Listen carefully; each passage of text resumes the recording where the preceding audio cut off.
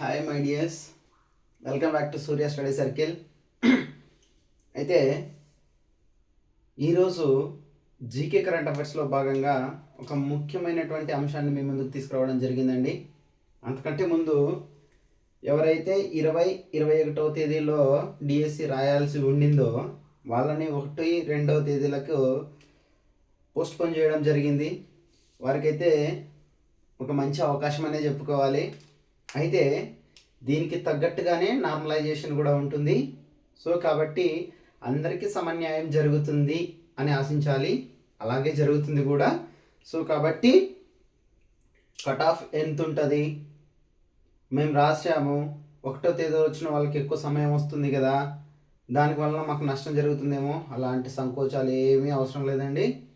Normalisation ప్రాసెస్లో వాళ్ళకి తగ్గట్టుగా న్యాయం జరుగుతుంది, వీరికి తగ్గట్టుగా న్యాయం జరుగుతుంది. సో అందుకోసమే నార్మలైజేషన్ని పెట్టడం జరిగింది. కాబట్టి ఎవరికైతే అన్యాయం జరగదు, బాగా రాసిండే వాళ్ళకి ఖచ్చితంగా జాబ్ వస్తుంది. రెండవది ఏంటంటే కట్ ఆఫ్ మార్క్స్ గురించి చాలామంది మనల్ని అడుగుతున్నారు. సో కట్ ఆఫ్ మార్క్స్ గురించి ఎవరు ఏమి చెప్పినా కూడా నమ్మద్దు. కారణం ఏంటంటే రాసే అభ్యర్థులను బట్టి, మనకున్నటువంటి పోస్టులను బట్టి కట్ ఆఫ్ మార్క్స్ చివరిలో నిర్ణయించడం జరుగుతుంది. అంతేగాని అది కూడా పేపర్ని బట్టి, పేపర్ని అంటే ఈజీగా వచ్చిందా, కష్టంగా వచ్చిందా, నార్మలైజేషన్ తర్వాత ఏ రేంజ్లో మార్క్స్ అప్డేట్ అవుతున్నాయి అన్న విధానాన్ని బట్టి మనకు కట్ ఆఫ్ మార్క్స్ ఉంటాయి. కాబట్టి దయచేసి ఎవరు చెప్పినా కూడా అది 100% కరెక్ట్ కానే కాదు. సో కాబట్టి ఒకవేళ ప్రిడిక్ట్ చేయొచ్చు, ఎక్స్పెక్టేషన్ చేయొచ్చు, అంతకుమించి అయితే ఏం కాదు. అయితే ఎంత కట్ ఆఫ్ అనే విషయానికి వచ్చినప్పుడు ఒక అందాజుగా చెప్పచ్చు, ఒక 60%, 60-70 మార్క్స్ తెచ్చుకుంటే కనుక జాబ్ వస్తుంది కేటగిరీలో అయినా. రెండోది ఏంటంటే నాన్ లోకల్ స్టూడెంట్స్ రాస్తున్నారు. సో నాన్ లోకల్ స్టూడెంట్స్ ఏ డిస్టిక్లో రాసినా తప్పనిసరిగా 75 మార్కులకు పైన ఉంటేనే మనం ఎక్స్పెక్ట్ చేయొచ్చు జాబ్ని, కాంపిటీషన్లో ఉంటామన్నట్టు. ఎవరికిది? నాన్ లోకల్ అభ్యర్థులు ఎవరైతే పార్టిసిపేట్ అవుతున్నారో వాళ్ళకి 75 మార్కుల పైన కనుక ఉంటే ఎక్స్పెక్టేషన్ పెట్టుకోవచ్చు అన్నట్టు. ఇంకా లోకల్ అభ్యర్థులు అంటారా, కర్నూలు డిస్టిక్లో, చిత్తూరు డిస్టిక్లో పోస్టులు ఎక్కువ ఉన్నాయి. లోకల్ అభ్యర్థుల కంటే కూడా నాన్ లోకల్ అభ్యర్థులు కూడా ఎక్కువ పోటీ పడుతున్నారు. వాళ్ళకి కేవలం 20% ఉంటుంది. కాబట్టి లోకల్ అభ్యర్థులు ఎలాంటి నిరాశ చెందన అవసరం లేదు. బాగా చదవండి, బాగా రాయండి కూడా. అయితే విషయంలోకి వచ్చేద్దాం. ఈరోజు మన కరెంట్ అఫైర్స్లో భాగంగా మనం ఏం టాపిక్ మాట్లాడుకుంటున్నాం రా అంటే రీసెంట్గా జరిగినటువంటి పద్మ అవార్డ్స్ గురించి మాట్లాడతామండి. ఎవరి గురించి? పద్మ అవార్డుల గురించి. ఈ పద్మ అవార్డుల గురించి బిట్ అడుగుతూనే ఉన్నాడు. సో కాబట్టి మళ్ళీ రాయబోయేటువంటి 1వ తేదీ 2వ తేదీల్లో రాయబోయేటువంటి వ్యక్తులకు కూడా చాలా ఉపయోగం. ఇంకా ముందు రాయబోయేటువంటి డిఎస్సి వాళ్ళకి చాలా ఉపయోగకరమైనటువంటి టాపిక్. దయచేసి చూడండి, ఎవ్వరూ నోట్స్ రాసుకోవద్దు. ఇప్పుడు నోట్స్ రాసుకునేంత టైం లేదు. 1-2 సార్లు వినండి, గుర్తుపెట్టుకోండి. ఇంకొకటి ఏంటంటే ఈ అవార్డ్స్ని ఏ విధంగా గుర్తుపెట్టుకోవాలో నేను ఒక చిన్న కథ ద్వారా మీకు గుర్తుపెట్టుకునే విధానాన్ని నేర్పిస్తాను. లాస్ట్లో ఆ కథను చెప్తాను. జస్ట్ మీరు ఆ కథను కనుక గుర్తుపెట్టుకున్నట్లయితే ఖచ్చితంగా వారి పేర్లు, వారి యొక్క రాష్ట్రాలు అన్నీ మీకు పూర్తిగా గుర్తుంటాయి. మళ్ళీ ఇంకా వేరే చదవాల్సిన పనే లేదు. ఆ కథ మీరు గుర్తుపెట్టుకోవడానికి ప్రయత్నం చేయండి. కథను కూడా చాలా సింపుల్గా చెప్తాను. సో ఇంకా లేట్ చేయకుండా చివరి వరకు చూడండి, గుర్తుపెట్టుకోండి, మార్క్ తీసుకోండి. రైట్. ఈ పద్మ అవార్డుల విషయానికి వచ్చినప్పుడు 2025వ సంవత్సరానికి గాను మొత్తం 139 మందికి ప్రదానం చేయడం జరిగింది. ఎంతమందికి? 139 మందికి ప్రదానం చేయడం జరిగింది. అయితే ఈ పద్మ అవార్డులను ముఖ్యంగా 3 రకాలుగా మనం విభజించడం జరుగుతుందండి. పద్మ అవార్డులను ఎన్ని రకాలుగా విభజించారంటే 3 రకాలుగా విభజించడం జరిగింది. అయితే మొదటిది పద్మ విభూషణ్. పద్మ విభూషణ్. సో పద్మ విభూషణ్ మొదటిది పద్మ విభూషణ్. రెండవది పద్మభూషణ్. పద్మభూషణ్. ఈసారి రాయబోయేటువంటి ఈ డిఎస్సి ఎగ్జామ్లో పద్మవిభూషణ్ మరియు పద్మభూషణ్ పైన ఖచ్చితంగా బిట్టు ఎక్స్పెక్ట్ చేయొచ్చండి. చాలా జాగ్రత్తగా వినండి. మూడోది ఏంటంటే పద్మశ్రీ. మూడోది పద్మశ్రీ. సో ఈ 3 విభాగాలుగా విభజించడం జరిగింది పద్మ అవార్డులను. అయితే ఈ పద్మ అవార్డులను పద్మవిభూషణ్, పద్మభూషణ్, పద్మశ్రీ అనేటువంటి 3 రకాలుగా విభజించడం జరిగింది అన్నాం కదండి. సో ఈ పద్మ ఫలకం అంటే పద్మ అవార్డుకి ఒకవైపు ఇట్లా ఉంటుంది కదండి పద్మ అవార్డు. సో ఈ పద్మ అవార్డు ఒకవైపు భారతీయ చిహ్నం, భారతదేశ చిహ్నం ఉంటుంది. మరొక వైపు తామర పువ్వు ఉంటుందండి. తామర పువ్వు ఉంటుంది. ఒకవైపు ఏమో మన భారతదేశ చిహ్నం ఉంటుంది, రెండవ వైపు ఏమో తామర పువ్వు ఉంటుంది. అయితే ఈ తామర పువ్వు కింది భాగంలో పద్మభూషణ్ అయితే పద్మభూషణ్ అని, పద్మవిభూషణ్ అయితే పద్మవిభూషణ్ అని, పద్మశ్రీ అయితే పద్మశ్రీ అని హిందీ భాషలో లిఖించడం జరిగి ఉంటుంది. అయితే ఈ పద్మభూషణ్ యొక్క అవార్డు ఇస్తారు కదండి, దాని యొక్క ఫలకం బిల్ల ఎలా దేంతో తయారై ఉంటుంది అంటే పూర్తిగా గోల్డ్ అండి, బంగారం. ఇది బంగారు పథకం. ఏంటి పద్మవిభూషణ్ అనేది పూర్తి బంగారు పథకం. మరి పద్మభూషణ్ అనేది కాంస్య పథకం. దీనికి గోల్డ్ పూత పూయబడి ఉంటుంది, అంటే బంగారు పూత పూయబడి ఉంటుంది. అర్థమవుతుందండి. పద్మవిభూషణ్ ఏమో పూర్తిగా బంగారంతో తయారై ఉంటుంది, దాని శిలాఫలకం. పద్మభూషణ్ ఏమో కాంస్యంతో తయారై ఉంటుంది, అయితే బంగారు పూత దానిపైన పూయబడి ఉంటుంది. అయితే పద్మశ్రీ అనేది కాంస్యంతో తయారై ఉంటుంది, దానిపైన స్టెయిన్లెస్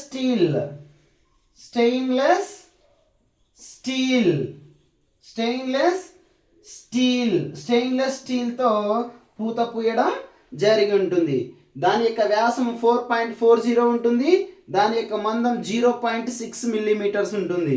4.4 సెంటీమీటర్స్ ఉంటుంది వ్యాసం, 0.60 మిల్లీమీటర్స్ ఉంటుంది మందం, దాని యొక్క మందం థిక్నెస్. అయితే గమనించండి మిత్రులారా, పద్మ అవార్డులను 3 రకాలుగా విభజించడం జరిగింది. పద్మవిభూషణ్, పద్మభూషణ్, పద్మశ్రీ.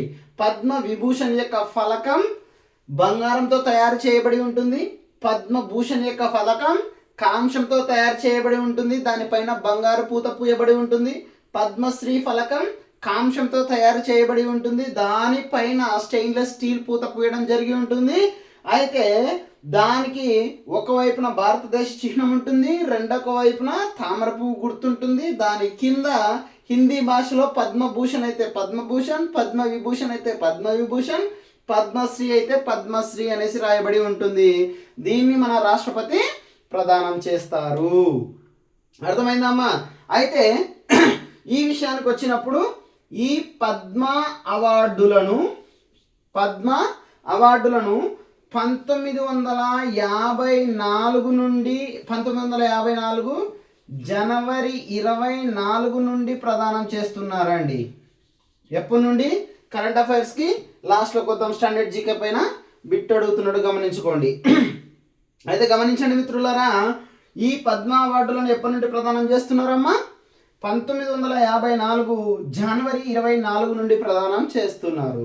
అయితే ఈ 1954 సంవత్సరంలోనే కొన్ని జీకేకి సంబంధించినటువంటి ఇంపార్టెంట్ పాయింట్స్ చెప్తాను, వినండి. 1954లోనే ఇండియాకి మరియు చైనాకి మధ్య పంచశీల ఒప్పందం జరిగిందండి. ఇండియాకి చైనాకి మధ్య పంచశీల ఒప్పందం జరిగింది.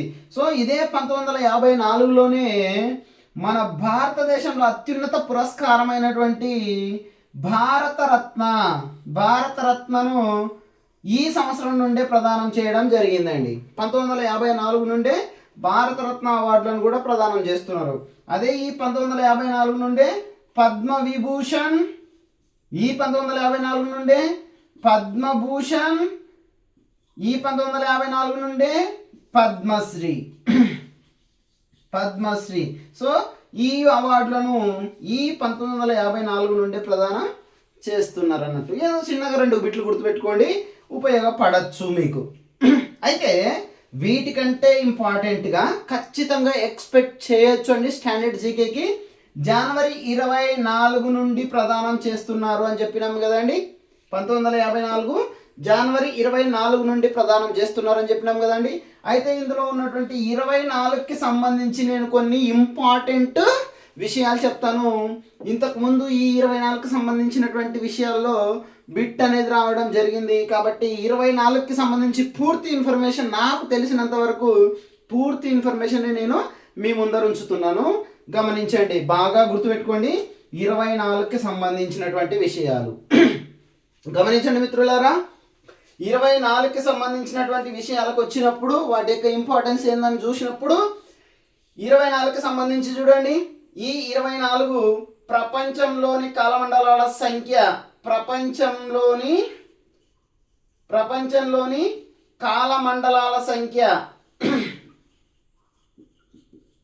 ప్రపంచంలోని కాలమండలాల సంఖ్య 24. అలాగే వరిలోని క్రోమోజోముల సంఖ్య, వరిలోని క్రోమోజోముల సంఖ్య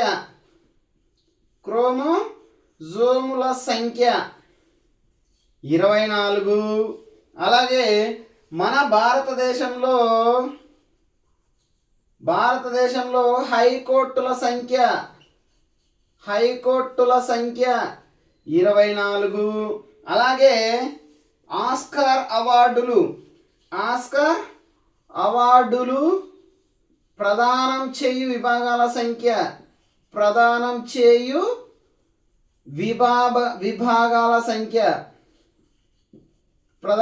విభాగాల సంఖ్య 24.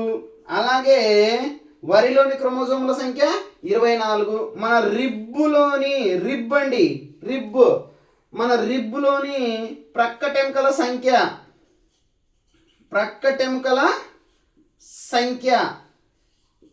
24. అలాగే మరి గమనించినారా మిత్రులారా, రిబ్బులోని ప్రక్కటెముకల సంఖ్య 24. జైన మత తీర్థంకరుల సంఖ్య, జైన మతంలోని తీర్థంకరుల సంఖ్య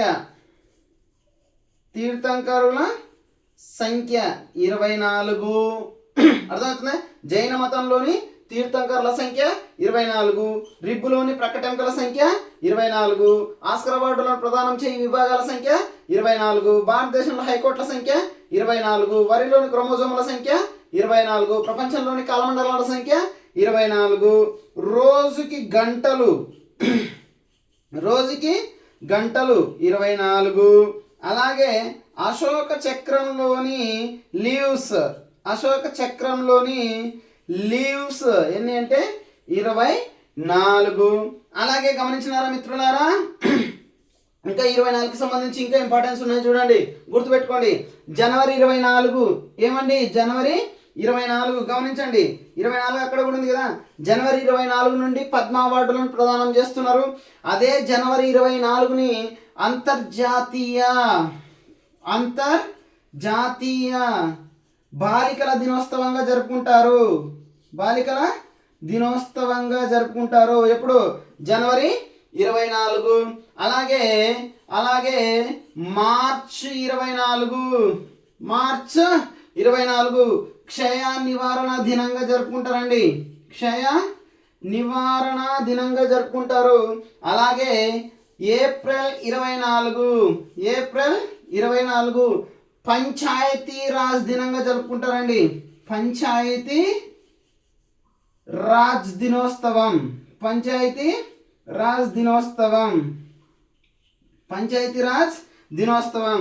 అలాగే చూడండి, మార్చి 24 క్షయ నివారణ దినోత్సవం, ఏప్రిల్ 24 పంచాయతీ రాజ్ దినోత్సవం, మే 24 మే 24 గమనించండి మిత్రులారా, Commonwealth day Commonwealth day Commonwealth day.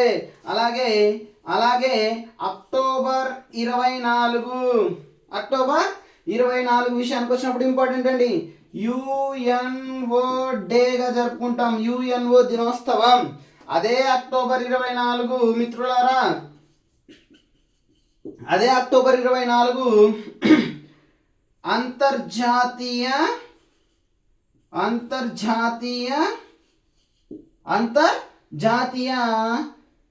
Polio దినం అండి, అంతర్జాతీయ పోలియో దినోత్సవం, అంతర్జాతీయ పోలియో దినోత్సవం. అదే అక్టోబర్ 24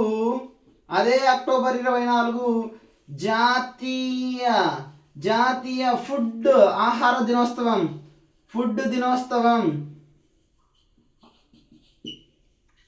జాతీయ ఫుడ్ దినోత్సవం, ఆహార దినోత్సవం, జాతీయ ఆహార దినోత్సవం. మిత్రులారా, మీరు బాగా గమనించినట్లయితే బిట్ అనేది రావడానికి ఎక్కువ అవకాశం ఉన్నటువంటి ప్లేస్ చూడండి. మరి ఒకటి, ప్రపంచంలోని కాలమండలాల సంఖ్య 24, వరిలోని క్రోమోజోముల సంఖ్య 24, భారతదేశంలో హైకోర్టుల సంఖ్య 24, ఆస్కర్ అవార్డులను ప్రదానం చేయ విభాగాల సంఖ్య 24, రిబ్బులోని ప్రకటనల సంఖ్య 24, జైన మతంలోని తీర్థంకరుల సంఖ్య 24, రోజుకి గంటలు 24, అశోక చక్రంలో ఉన్నటువంటి లీవ్స్ సంఖ్య 24, జనవరి 24 అంతర్జాతీయ బాలికల దినోత్సవం, మార్చ్ 24 క్షయ నివారణ దినోత్సవం, ఏప్రిల్ 24 వెరీ వెరీ ఇంపార్టెంట్ అండి పంచాయతీరాజ్ దినోత్సవం, మే 24 కామన్వెల్త్ దినోత్సవం, అక్టోబర్ 24 యుఎన్ఓ డే, అక్టోబర్ 24 అదే అక్టోబర్ చూడండి, అక్టోబర్ 24 అంతర్జాతీయ పోలియో దినం, అదే అక్టోబర్ 24 జాతీయ ఫుడ్ దినోత్సవం, ఆహార దినోత్సవం,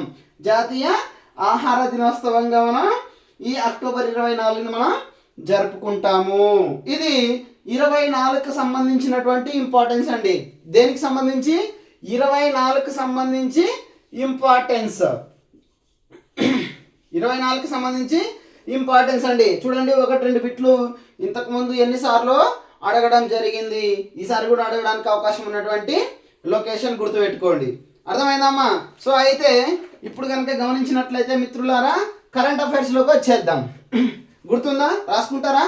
గుర్తు పెట్టుకోండి, రాసుకోవడం అనేది అవసరం లేదు కానీ గుర్తు పెట్టుకోండి. నెక్స్ట్ చూడండి, కరెంట్ అఫైర్స్ విషయానికి వస్తే కనుక మిత్రులారా, 2025వ సంవత్సరానికి గాను మొత్తం 139 మందికి పద్మ అవార్డులను ప్రదానం చేయడం జరిగింది. ఆ 139 అవార్డ్స్లో పద్మ విభూషణ్ గుర్తుపెట్టుకున్నామా, చాలా చాలా ఇంపార్టెంట్, పద్మ విభూషణ్. సో పద్మ విభూషణ్ 7 మందికి రావడం జరిగింది, 7 మందికి ప్రదానం చేయడం జరిగింది. నెంబర్ 2 పద్మభూషణ్, ఈ రెండింటిపైనే బిట్ రావడానికి అవకాశం ఉంటుంది, గుర్తుపెట్టుకోండి. పద్మభూషణ్ని 13 మందికి ప్రదానం చేయడం జరిగింది. పద్మభూషణ్ 19 మందికి రావడం జరిగింది. అలాగే పద్మశ్రీ విషయానికి వచ్చినప్పుడు 113 మందికి ప్రదానం చేయడం జరిగింది, 113 మందికి ప్రదానం చేయడం జరిగింది. గమనించండి మిత్రులారా, పద్మభూషణ్ 7 మందికి రావడం జరిగింది, పద్మవిభూషణ్ పద్మవిభూషణ్ 7 మందికి రావడం జరిగింది, పద్మభూషణ్ 19 మందికి రావడం జరిగింది, పద్మశ్రీ 113 మందికి రావడం జరిగింది. మొత్తం 139 అవార్డులను 2025కి ప్రదానం చేయడం జరిగింది. అయితే బిట్ ఎక్కడ ఎక్కువ పడుతుందిరా అంటే పద్మవిభూషణ్ పైన ఎక్కువ బిట్ రావడానికి అవకాశం ఉంది. అయితే ఇందులో 7 మంది ఉన్నారు. వీరిని ఈజీగా ఎలా గుర్తుపెట్టుకోవాలో నేను ఒక మీకు స్టోరీ ద్వారా అందించడం జరుగుతుంది, గుర్తుపెట్టుకోండి. అయితే ఇందులో ఈ 139 మందిలో 10 మంది ఎంతమంది అండి? 10 మంది ప్రవాస భారతీయులు లేదా విదేశీయులు విదేశీయులు లేదా ఓసిఐ అంటారండి, overseas citizen of Indian, overseas citizen of Indians విదేశీయుల విభాగంలో 10 మందికి రావడం జరిగింది. అలాగే ఈ 139 మందిలో 23 మంది మహిళలు ఉన్నారు, 23 మంది మహిళలు.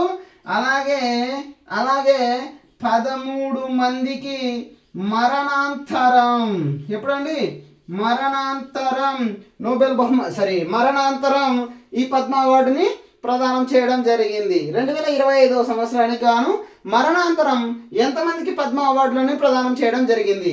13 మందికి. 2025 సంవత్సరానికి గాను ప్రసాదించినటువంటి 139 పద్మ అవార్డుల్లో మహిళలు ఎంతమంది? మహిళల సంఖ్య 23. అయితే ఈ 139 పద్మ అవార్డ్స్లో విదేశీయులు ఎంతమంది? 10 మంది. ప్రవాస భారతీయులన్నా విదేశీయులన్నా ఒకే విభాగానికి ప్రదానం చేయడం జరిగిందండి. మొత్తం ఎంతమంది అంటే 10 మందికి ప్రదానం చేయడం జరిగింది. గుర్తుపెట్టుకోగలరని ఆశిస్తున్నామండి. అయితే ఇక్కడ విషయానికి వచ్చినప్పుడు ఈ 139 మందిలో తెలుగు రాష్ట్రాలకు మొత్తం 7 పద్మ అవార్డులు రావడం జరిగింది. అయితే ఇందులో తెలంగాణకు 2 అవార్డులు రావడం జరిగింది. అలాగే ఆంధ్రప్రదేశ్కి 5 అవార్డులు రావడం జరిగింది. అయితే తెలంగాణకు వచ్చినటువంటి ఈ 2 అవార్డ్స్లో ఒకటేమో పద్మవిభూషణ్, వెరీ ఇంపార్టెంట్ అండి, పద్మవిభూషణ్. రెండవదేమో పద్మశ్రీ. ఒకటేమో పద్మవిభూషణ్, ఇంకొకటేమో పద్మశ్రీ. పద్మవిభూషణ్ మరియు పద్మశ్రీ. అయితే పద్మవిభూషణ్ ఎవరికి వచ్చిందిరా అంటే నాగేశ్వర రెడ్డి. ఈయన ఒక వైద్యుడు, దువ్వూరి నాగేశ్వర రెడ్డి, ఈయన ఒక వైద్యుడు. అయితే పద్మశ్రీ ఎవరికి రావడం జరిగిందిరా అంటే మందకృష్ణ మాదిగ. సో మందకృష్ణ మాదిగకి ప్రజా వ్యవహారాల విభాగంలో ఈ పద్మశ్రీ అవార్డును 2025కి ప్రదానం చేయడం జరిగింది. అలాగే ఆంధ్రప్రదేశ్ విషయానికి వచ్చినప్పుడు ఆంధ్రప్రదేశ్కి మొత్తం పద్మ అవార్డులు 5 ప్రదానం చేయడం జరిగింది. ఈ 5లో ఒకటి పద్మభూషణ్, రెండవది పద్మశ్రీ. పద్మభూషణ్ అవార్డు 1 రావడం జరిగింది, పద్మశ్రీ అవార్డు 4 రావడం జరిగింది. పద్మశ్రీ 4 అవార్డులు, పద్మభూషణ్ 1 అవార్డు రావడం జరిగింది. బాగా గుర్తుపెట్టుకోండి మిత్రులారా. ఇప్పుడు ఆ 1 ఎవరు, ఆ పద్మవిభూషణ్ ఎవరు, ఎంతమంది అన్న విషయాన్ని గురించి మనం ఇప్పుడు నేను చర్చిస్తాను మీతో. ఎవరండి? నాగేశ్వర్ రెడ్డి, దువ్వూరి నాగేశ్వర్ రెడ్డి. ఎవరు? తెలంగాణ. దువ్వూరి నాగేశ్వర్ రెడ్డి వైద్యుడు అన్నట్టు. అయితే చూడండి, మన ఏపీలో మొత్తం 5 అవార్డులు రావడం జరిగింది. అయితే ఒకటేమో పద్మభూషణ్, 4 పద్మశ్రీ. వెరీ ఇంపార్టెంట్ అండి. అయితే పద్మభూషణ్ అవార్డు ఎవరికి వచ్చిందిరా అంటే NBK నందమూరి బాలకృష్ణకి మన ఆంధ్రప్రదేశ్లో పద్మభూషణ్ అవార్డు రావడం జరిగింది. అదే పద్మవిభూషణ్ తెలంగాణకి నాగేశ్వర్ రెడ్డికి రావడం జరిగింది. అయితే మన ఆంధ్రప్రదేశ్లో 2025 సంవత్సరానికి గాను ఏ అవార్డును దక్కించుకోలేదు అంటే పద్మవిభూషణ్ అవార్డు మనకు రాలేదు. మన ఆంధ్రప్రదేశ్కు ఒక్క పద్మవిభూషణ్ కూడా రాలేదు. తెలంగాణకి ఒక్క పద్మవిభూషణ్ వచ్చింది, మరియు ఒక పద్మశ్రీ వచ్చింది. అయితే తెలంగాణ ప్రభుత్వానికి తెలంగాణ రాష్ట్రానికి తెలంగాణ రాష్ట్రానికి పద్మభూషణ్ అవార్డు ఎవరికి రాలేదు. అంటే పద్మభూషణ్ తెలంగాణకి రాలేదు, పద్మవిభూషణ్ ఆంధ్రప్రదేశ్కి రాలేదని గుర్తుపెట్టుకోవాలి. సో కాబట్టి ఇప్పుడు బిట్లు ఎట్లా అడుగుతున్నాడు అంటే కింది వాటిలో సరైనది, కింది వాటిలో సరి కానిది అని అడుగుతున్నాడు. సో కాబట్టి గుర్తుపెట్టుకోండి, పద్మవిభూషణ్ ఆంధ్రప్రదేశ్కి రాలేదు, పద్మభూషణ్ తెలంగాణకి రాలేదు. పద్మశ్రీ ఇద్దరికి వచ్చింది, ఆంధ్రాకి వచ్చింది, తెలంగాణకు వచ్చింది. అయితే పద్మభూషణ్ అవార్డు నందమూరి బాలకృష్ణకి కళల విభాగంలో రావడం జరిగింది. అయితే ఈ నలుగురు పద్మశ్రీ అవార్డు పొందినారు అని చెప్తున్నాం కదా, ఆ నలుగురు ఎవరు, వారిని ఎలా గుర్తుపెట్టుకోవాలి అన్న విషయానికి వచ్చినప్పుడు పద్మశ్రీ అవార్డు గ్రహీతలు నలుగురు, అందులో ఇద్దరు కళల విభాగంలోనూ మరొక ఇద్దరు సాహిత్య విభాగంలోనూ, మొత్తం నలుగురికి రావడం జరిగింది. ఇద్దరికేమో కళల విభాగంలోనూ, ఇద్దరికేమో సాహిత్య విభాగంలోనూ రావడం జరిగింది. అయితే కళల విభాగంలోకి వచ్చినప్పుడు ఒకటి మిరియాల అప్పారావు.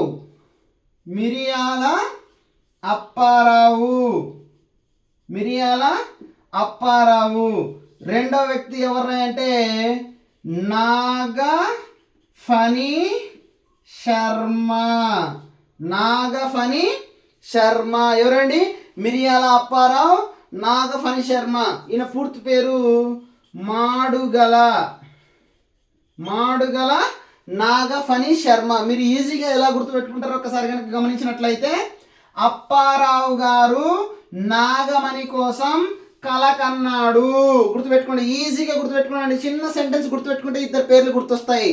ఆంధ్రప్రదేశ్లో మొత్తం నలుగురికి పద్మశ్రీ రావడం జరిగింది. అందులో ఇద్దరు కళల విభాగానికి చెందినవారు, ఇంకొక ఇద్దరు సాహిత్య విభాగానికి చెందినవారు. సో ఆ ఇద్దరిని ఎలా గుర్తుపెట్టుకోవాలి అంటే, అప్పారావు గారు నాగమణి కోసం కల కన్నాడు. ఎవరి కోసం? నాగమణి కోసం కలగన్నాడు. ఎవరు? అప్పారావు. సో అప్పారావు అంటే మిరియాల అప్పారావు, నాగమణి అంటే నాగఫణి శర్మ అని గుర్తుపెట్టుకోండి. నాగమణి అంటే నాగఫణి శర్మ అని గుర్తుపెట్టుకోండి. అలాగే మీరు కనుక గమనించినట్లయితే సాహిత్య విభాగంలో ఇద్దరికి రావడం జరిగింది. ఒకరేమో కేఎల్ కృష్ణ గారు, రెండవ వారేమో గమనించండి మిత్రులారా, రెండవ వారేమో పంచముఖి రాఘవ శర్మ.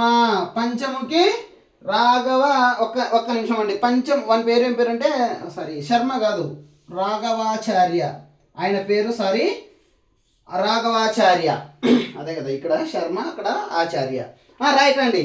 సాహిత్య విభాగంలో ఇద్దరికి రావడం జరిగింది. కళల విభాగంలో ఇద్దరికి. కళల విభాగాన్ని ఎలా గుర్తుపెట్టుకుంటారు? అప్పారావు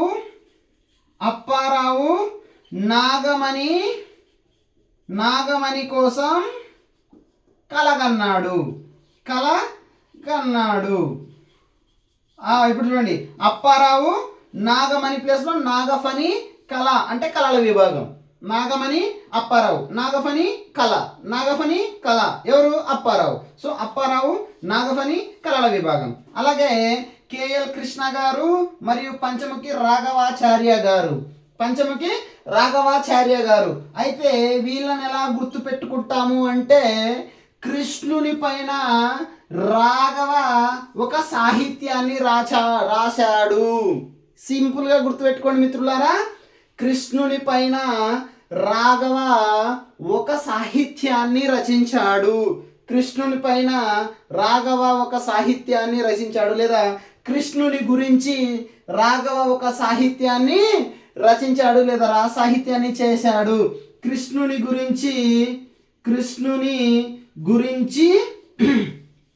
రాఘవ ఒక సాహిత్యం రచించాడు లేదా సాహిత్యం చేశాడు. ఇదేంట్రా అంటే కోడు. సో గుర్తుపెట్టుకోండి మిత్రులారా, కృష్ణుడు అంటే కేఎల్ కృష్ణ, సాహిత్యం అంటే సాహిత్య విభాగం, ఎవరు అంటే రాఘవాచార్య అనే విషయాన్ని మీరు గుర్తు పెట్టుకోవచ్చు. గమనించండి మిత్రులారా, మరి మొత్తం ఆంధ్రప్రదేశ్లో 5 పద్మ అవార్డు రావడం జరిగింది.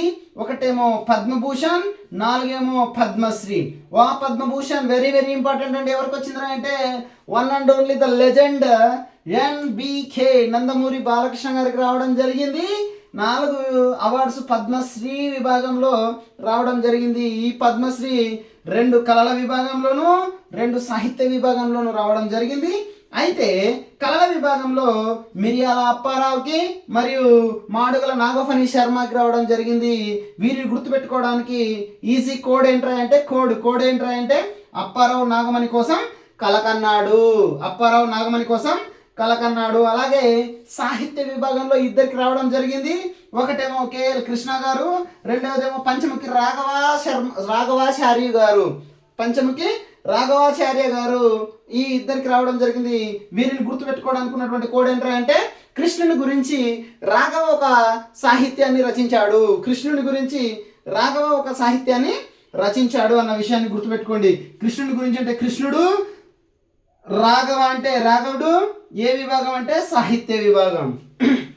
రాఘవ అంటే రాఘవాచార్య. ఏ రాఘవాచార్య అంటే పంచముఖి రాఘవాచార్య. సో మీరు సగం గుర్తుపెట్టుకుంటే కూడా అక్కడ ఐడెంటిఫై చేయగలుగుతారు. కాబట్టి ఈ విధంగా మీరు కోర్స్ని గుర్తుపెట్టుకోండి. అయితే ఇది మన ఆంధ్రప్రదేశ్కి సంబంధించిన విషయం. ఇక్కడ బిట్టు రావడానికి అవకాశం ఉంది చూడండి. తెలంగాణలో అయితే నాగేశ్వర్ రెడ్డి మరియు మందకృష్ణ మాదిగ. అదే ఆంధ్రప్రదేశ్లో అయితే 5 మంది పేర్లు మీకు గుర్తుండాలి, ఉండి తీరాలి.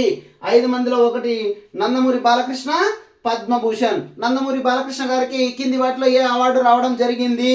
పద్మభూషణ్, పద్మవిశ్రీ, పద్మ విభూషణ్ ఏది కాదు అని అడగడానికి అవకాశం ఉన్నటువంటిది బిట్టు చూడండి. సో కాబట్టి నందమూరి బాలకృష్ణ పొందినటువంటిది పద్మభూషణ్.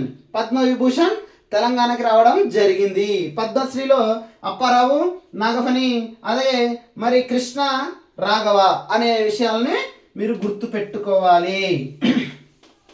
అయితే మిత్రులారా మరి గమనించండి. ఇప్పుడు మీకు ఒక చిన్న స్టోరీ చెప్తాను.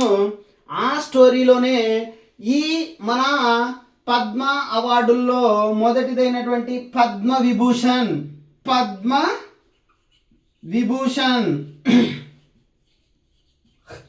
పద్మవిభూషణ్ ఎంతమందికి రావడం జరిగిందండి?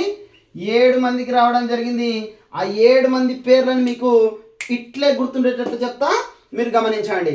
మీరు 7 మంది పేర్లను బట్టి పట్టాలి, వాళ్ళ రాష్ట్రాలను బట్టి పట్టాలంటే అయ్యే పని కాదు. కూర్చోనుండిపోవాలి బట్టి పట్టుకుంటా. అవసరం లేకుండా ఒక చిన్న స్టోరీతో మీకు 7 మంది పేర్లు గుర్తుండేలా నేను మీకు అందిస్తాను, గుర్తుపెట్టుకోండి. ఆ స్టోరీ అంటే ఏంటంటే బాగా వినండి. స్టోరీ ఏంటంటే నాగేశ్వర్ రెడ్డి అనేటువంటి ఒక వైద్యుడు. ఎవరు? నాగేశ్వర్ రెడ్డి అనేటువంటి ఒక వైద్యుడు. రాస్తా చూడండి. నాగేశ్వర్ రెడ్డి అనే వైద్యుడు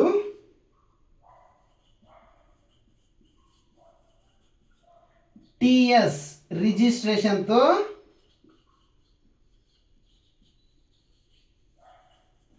కారు కొని తన భార్య అయిన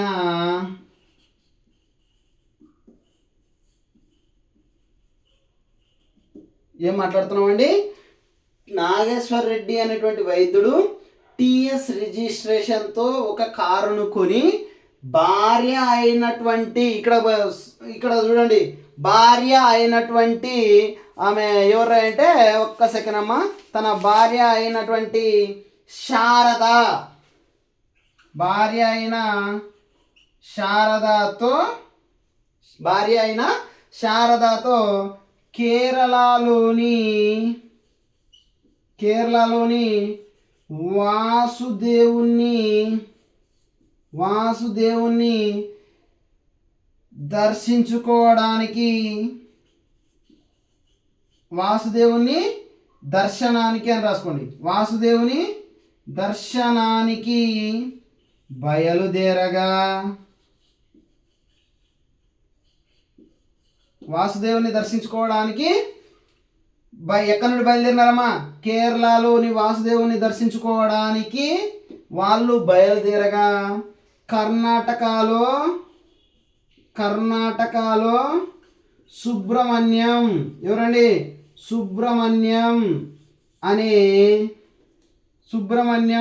అనే వ్యక్తిని గుద్దారు, అంటే యాక్సిడెంట్ చేశారు. ఎవరిని? సుబ్రహ్మణ్యం అనేటువంటి వ్యక్తిని యాక్సిడెంట్ చేశారు. అయితే యాక్సిడెంట్ చేసిన తర్వాత తన మామ, ఎవరి మామ? సుబ్రహ్మణ్యం వాళ్ళ మామ. తమ మామ ఎవరండి? సుబ్రహ్మణ్యం వాళ్ళ మామ అయిన రజనీకాంత్, వాళ్ళ మామ పేరు ఏం పేరు? రజనీకాంత్. తమ మామ అయిన రజనీకాంత్ గుడ్డి రాతతో, అంటే అరాకొర రాతతో, గుడ్డి రాతతో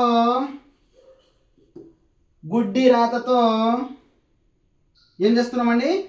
గుడ్డి రాతతో లిఖించి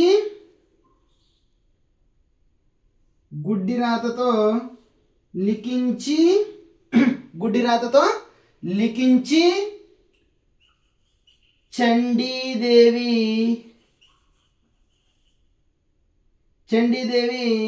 సన్నిధిలో గుడ్డి రాతతో కేసు లిఖించి రాయడమ్మా. గుడ్డి రాతతో కేసు లిఖించి చండీదేవి సన్నిధిలో జగదీష్ని న్యాయం అడిగాడు.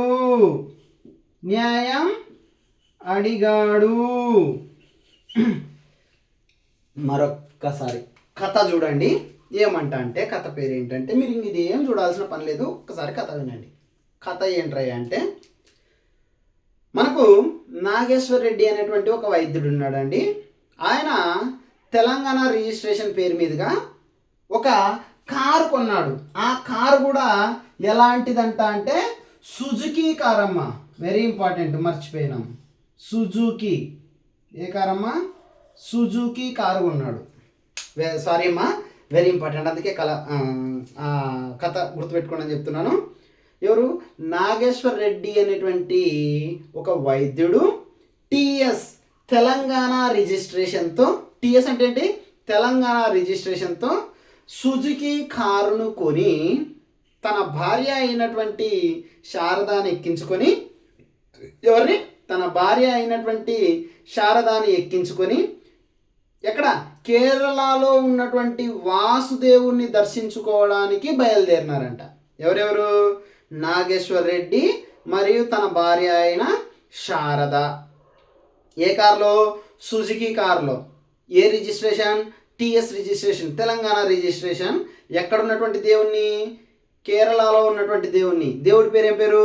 వాసుదేవుడు. సో వాసుదేవుని దర్శనం కోసం వాళ్ళిద్దరు కలిసి బయలుదేరినంట. పోయే దారిలో కర్ణాటక వచ్చిందనమాట. సో కర్ణాటకలో పొరపాటుగా సుబ్రహ్మణ్యం అనేటువంటి వ్యక్తిని యాక్సిడెంట్ చేయడం జరిగింది. వీళ్ళు ఎవరిని? సుబ్రహ్మణ్యం అనేటువంటి వ్యక్తిని యాక్సిడెంట్ చేయడం జరిగింది. అయితే యాక్సిడెంట్ చేస్తే వాళ్ళు గమనుంటారా? వాళ్ళ మామ పరిగెత్తుకుంటూ వచ్చినాడు. వాళ్ళ మామ ఎవరు అంటే రజనీకాంత్. వాళ్ళ మామ పేరు ఎవరు అంటే రజనీకాంత్. ఆయనకు వచ్చేదే అర్ధపర్ధం చదువు, అర్ధపర్ధ రాత. సో ఆయనకు వచ్చి రానటువంటి గుడ్డి రాతతో, వచ్చి రాని రాతను ఏమంటాం? గుడ్డి రాత అంటాం. సో అలా వచ్చి రాని రాతతో, అంటే గుడ్డి రాతతో ఒక కేసుని లిఖించి చండీదేవి, అంటే చండీదేవి అంటే తెలుసు కదా, దేవత చండీశ్వరి దేవి. సో చండీదేవి సన్నిధిలో వాళ్ళ యొక్క న్యాయమూర్తి ఎవరైనా ఉన్నారా అంటే జగదీష్ అనేటువంటి వ్యక్తిని న్యాయం చేయండి, పెద్ద మనిషిని న్యాయం చేయండి, మాకు వీళ్ళు వచ్చి ఇట్లా గుద్దినారు మా అల్లుణ్ణి అని చెప్పేసి కేసు లిఖించడం జరిగింది. అర్థమైందండి? మళ్ళీ ఒకసారి చెప్తా చూడండి, గమనించండి మిత్రులారా. నాగేశ్వర్ రెడ్డి అనేటువంటి వ్యక్తి తెలంగాణ రిజిస్ట్రేషన్తో, టీఎస్ రిజిస్ట్రేషన్తో ఒక కారును కొని, ఏ కారు అది? సుజుకి కారును కొని, అది ఇది కాదు, సుజుకి కారును కొని తన భార్య అయినటువంటి శారదాని ఎక్కించుకొని కేరళలో ఉన్నటువంటి వాసుదేవుని గుడికి బయలుదేరినారనమాట. బయలుదేరుతుంటే దారిలో కర్ణాటకలో సుబ్రహ్మణ్యం అనేటువంటి వ్యక్తిని యాక్సిడెంట్ చేయడం జరిగింది. అయితే యాక్సిడెంట్ చేసిన తర్వాత వాళ్ళ మామ అయినటువంటి రజనీకాంత్ వచ్చినాడు. సో రజనీకాంత్ వచ్చి రాని రాతతో, అంటే గుడ్డి రాతతో ఒక కేసుని లిఖించి చండీదేవి సన్నిధిలోకి తీసుకుపోయి న్యాయం జరగాలి, మాకు న్యాయం చేయాలి అనేసి జగదీష్ని కోరడం జరిగింది. చూడండి, ఈ కథ గుర్తుపెట్టుకుంటే మొత్తం ఆ 7 మంది పేర్లు మనకు వస్తాయి. ఎట్లా అనేసి నేను వివరిస్తాను. చూడండి, నాగేశ్వర్ రెడ్డి. సో గుర్తుపెట్టుకోండి, దువ్వూరి నాగేశ్వర్ రెడ్డి అనేటువంటి వైద్య రంగానికి చెందినటువంటి, అంటే వైద్యుడు అనమాట. ఆయన ఆ డాక్టరు ఏ రాష్ట్రానికి చెందినవాడంటే తెలంగాణ. ఈడ ఒక్కరు ఎవరు? నాగేశ్వర్ రెడ్డి. ఎవరు? వైద్యుడు. ఎవరు? ఏ రాష్ట్రము? తెలంగాణ. టిఎస్ అంటే తెలంగాణ. గుర్తుపెట్టుకోండి, నాగేశ్వర్ రెడ్డి తెలంగాణ రాష్ట్రానికి చెందినటువంటి వ్యక్తి. ఏం అవార్డు? పద్మవిభూషణ్ అవార్డు. రెండవది గుర్తుపెట్టుకోండి, రిజిస్ట్రేషన్తో ఏ కారును కొన్నారమ్మా? సుజుకి కారును. ఒసాము సుజుకి అనేటువంటి జపాన్ దేశానికి చెందినటువంటి సుజుకి వ్యవస్థాపకుడు. జపాన్ దేశానికి చెందిన మారుతి సుజుకి వ్యవస్థాపకుడైన ఒసాము సుజుకి పద్మవిభూషణ్ అవార్డు విదేశీ విభాగంలో రావడం జరిగింది. గుర్తుపెట్టుకోమా, వీడు ఒసామా సుజుకి రెండవ వ్యక్తి. బాగా గుర్తుపెట్టుకోండి మిత్రులారా. ఒకరు నాగేశ్వర్ రెడ్డి తెలంగాణ, ఒసాము సుజుకి మారుతి సుజుకి వ్యవస్థాపకుడు. ఆయనది ఏ దేశం అంటే జపాన్. ఒసామా సుజుకి రెండవ వ్యక్తి. ఎవరు? పద్మవిభూషణ్ పొందినటువంటి కారును తీసుకొని, ఏ కారు? Suzuki car. పేరేం పేరు? ఒసాము సుజుకి. ఏ దేశం? జపాన్ దేశం. తన భార్య అయిన శారదా సిన్హా. గుర్తుపెట్టుకోండి, శారదా పూర్తి పేరు శారదా సిన్హా. నేను అట్లా భార్య అని పెట్టినా అండి. శారదా సిన్హా అనేటువంటి వ్యక్తి. గుర్తుపెట్టుకోండి, శారదా సిన్హా. ఏ దేశం? భార్య అంటున్నాం చూడండి. భార్యలో గుర్తుపెట్టుకోండి, ఒక చిన్న ఇండికేషన్ గుర్తుపెట్టుకోండి. భార్య అని బీహార్ అనుకుని గుర్తుపెట్టుకోండి. బీహార్ రాష్ట్రం అండి. శారదా సిన్హాది బీహార్ రాష్ట్రం. శారదా సిన్హా అనేటువంటి వ్యక్తిది బీహార్ రాష్ట్రం. బీహార్కి చెందినటువంటి శారదా సిన్హాకి పద్మవిభూషణ్ అవార్డు రావడం జరిగింది. వీణ మూడో వ్యక్తి. తర్వాత కేరళ రాష్ట్రానికి చెందిన వాసుదేవ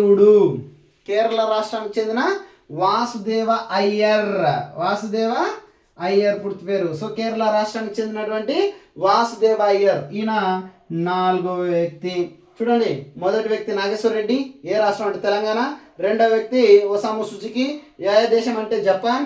మూడో వ్యక్తి శారదా సిన్హా, ఏ రాష్ట్రం అంటే బీహార్. నాలుగో వ్యక్తి వాసుదేవ అయ్యర్, ఏ రాష్ట్రం అంటే కేరళ రాష్ట్రం. దర్శనానికి బయలుదేరగా కర్ణాటకలో, అంటే కర్ణాటకకు చెందిన సుబ్రహ్మణ్యం అనేటువంటి వ్యక్తి ఐదో వ్యక్తి అండి.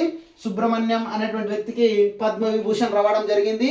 ఏం సుబ్రహ్మణ్యం అంటే లక్ష్మీనారాయణ సుబ్రహ్మణ్యం అనేటువంటి వ్యక్తికి రావడం జరిగింది. సుబ్రహ్మణ్యం ఏ రాష్ట్రం అంటే సుబ్రహ్మణ్యంది కర్ణాటక రాష్ట్రం.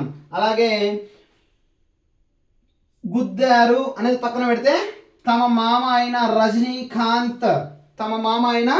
రజనీకాంత్ గుడ్డి రాతతో, గుర్తుపెట్టుకోండి, గుడ్డి రాతతో అంటే గుజరాత్ అని గుర్తుపెట్టుకోండి అండి. గుడ్డి రాత అంటే గుజరాత్కి చెందినటువంటి రజనీకాంత్ లిఖించాడు అంటే రజనీకాంత్ లిఖియా అన్న పూర్తి ఇదంతా ఒకే పేరండి. రజనీకాంత్ లిఖియా ఏ రాష్ట్రం అంటే గుజరాత్ని గుడ్డి రాతతో గుర్తుపెట్టుకోండి. తమ మామ అయిన రజనీకాంత్ గుడ్డి రాతతో కేసు లిఖించి అన్నాం కదండి. రజనీకాంత్ లిఖియా ఏ రాష్ట్రం అంటే గుడ్డి రాత, అది ఎదురా అంటే గుజరాత్. చండీదేవి సన్నిధిలో, గుర్తొచ్చిందండి. ఆరో వ్యక్తి రజనీకాంత్ లిఖియా. మరి ఇంకా ఏడో వ్యక్తి కావాలి కదండి. ఏడో వ్యక్తి చండీగఢ్కి చెందినటువంటి, చండీదేవి అంటే చండీగఢ్. సో చండీగఢ్కి చెందినటువంటి జగదీష్ సింగ్, చండీగఢ్కి చెందిన జగదీష్ సింగ్. ఈయన మనకు మాజీ సుప్రీంకోర్టు ప్రధాన న్యాయమూర్తి. అందుకే న్యాయం కోసం న్యాయం అడిగారు అని మాట్లాడుకున్నాం. ఎందుకు న్యాయం అడిగారు అంటున్నామంటే ఈ జగదీష్ సింగ్ అనేటువంటి వ్యక్తి మనకు సుప్రీంకోర్టు ప్రధాన న్యాయమూర్తిగా పనిచేశాడు. ఇప్పుడు రిటైర్ అయినారులేండి. ఎక్స్ సిజేఐ సుప్రీంకోర్టు ప్రధాన న్యాయమూర్తి. సో ఈయన ఏడవ వ్యక్తి. ఈయన్ని మొదటి రెండవ వ్యక్తిగా కూడా చెప్పుకుంటుంటాం. 7 మందిని ఈ విధంగా గుర్తుపెట్టుకోండి. 7 మందిలో మొదటి వ్యక్తి నాగేశ్వర రెడ్డి, ఏ రాష్ట్రం అంటే తెలంగాణ. రెండో వ్యక్తి సుజుకి, ఒసాము సుజుకి, ఏ దేశం అంటే జపాన్. అలాగే మూడో వ్యక్తి శారదా సిన్హా, ఏ రాష్ట్రం అంటే బీహార్. నాలుగో వ్యక్తి వాసుదేవ అయ్యర్, ఏ రాష్ట్రం అంటే కేరళ. ఐదో వ్యక్తి సుబ్రహ్మణ్యం, ఏ రాష్ట్రం అంటే కర్ణాటక. ఆరో వ్యక్తి రజనీకాంత్ లిఖియా, ఏ రాష్ట్రం అంటే గుజరాత్, గుజరాత్. ఏడో వ్యక్తి ఎవరు అంటే జగదీష్ సింగ్, ఏ రాష్ట్రం రా అంటే చండీగఢ్ అనేటువంటి రాష్ట్రానికి చెందినటువంటి 7 మంది. సో ఈ గుర్తుపెట్టుకోండి ఈ కథని. నాగేశ్వర రెడ్డి అనేటువంటి ఒక వైద్యుడు తెలంగాణ రిజిస్ట్రేషన్తో కారు కొని తన భార్య అయినటువంటి శారదాని ఎక్కించుకొని కేరళలోని వాసుదేవుని గురికి బయలుదేరగా కర్ణాటకలో సుబ్రహ్మణ్యం అనేటువంటి వ్యక్తిని గుద్దడం జరిగింది. అయితే వారి యొక్క మామ అయినటువంటి రజనీకాంత్ గుడ్డి రాతతో ఒక కేసును లిఖించి చండీదేవి సన్నిధిలో జగదీష్ని న్యాయం అడిగాడు అనేటువంటి ఒక చిన్న కథని గుర్తుపెట్టుకుంటే కనుక మీకు ఈ 7 మంది పేర్లు గుర్తుండిపోతాయండి. 7 మంది పేర్లు గుర్తుండిపోతాయి. ఓకేనండి. ఇది మనకి ఈ రోజుకి పద్మ అవార్డులకి. చూడండి, పద్మ అవార్డుల పైన బిట్టు పడుతుందంటే పద్మశ్రీ పైన బిట్టు పడుతుందని కాదు, మన సరౌండింగ్లో ఉన్నటువంటి వాటిపైన బిట్టు పడుతుంది. అది చూడండి, మన ఆంధ్రప్రదేశ్లో ఎంతమందికి వచ్చింది, తెలంగాణలోకి ఎంతమందికి వచ్చింది, ఏ అవార్డులు వచ్చింది, ఏ విభాగంలో వచ్చింది, అలాగే మొత్తం ఎంతమందికి వచ్చింది, అలాగే పద్మవిభూషణ్ ఎంతమందికి వచ్చింది, పద్మశ్రీ ఎంతమందికి వచ్చింది, పద్మభూషణ్ ఎంతమందికి వచ్చింది అనే విషయాన్ని గురించి అడుగుతూ ఉంటాడండి. ఈ పద్మశ్రీ 113 మందిని గురించి అడగడు. మన రాష్ట్రానికి సంబంధించి, మన పక్క రాష్ట్రానికి సంబంధించి ఎవరైనా ఉంటే అడగడానికి అవకాశం ఉంది కాబట్టి నేను వాటిని ట్రస్ట్ చేయలేదండి. అందులో మహిళలు ఎంతమంది, మరణాంతరం పొందినటువంటి వ్యక్తులు ఎంతమంది, మరియు విదేశీయులు ఎంతమంది అన్న విషయాన్ని గురించి మాట్లాడతాడు. విదేశీయులు వచ్చేసి 10 మంది, మరణాంతరం 13 మంది, మహిళలు 23 మంది. సో ఈ విధంగా మీరు గుర్తుపెట్టుకోవాలి. ఇంకా మన ఛానల్ని చాలామంది సబ్స్క్రైబ్ చేయకుండానే వీడియో చూస్తున్నారండి. దయచేసి సబ్స్క్రైబ్ చేయండి. ఇంకా చాలామందికి ఏదో లైక్ చేస్తే చేయి నొప్పి పుడుతుందేమో అన్నట్లుగా చేస్తున్నారండి. మీరు ఒక లైక్ చేసినారంటే మీ చుట్టుపక్కల వాళ్ళకి మన వీడియో రెఫర్ అవుతుంది. దయచేసి సపోర్ట్ చేయగలరని ఆశిస్తున్నాము. మీకు ఇంకేదైనా డౌట్ ఉంటే బై మిస్టేక్ ఏమన్నా జరిగింటే కూడా ప్లీజ్ కామెంట్. ఓకేనండి. Thank you very much. Thank you. నేను మీ సూర్య.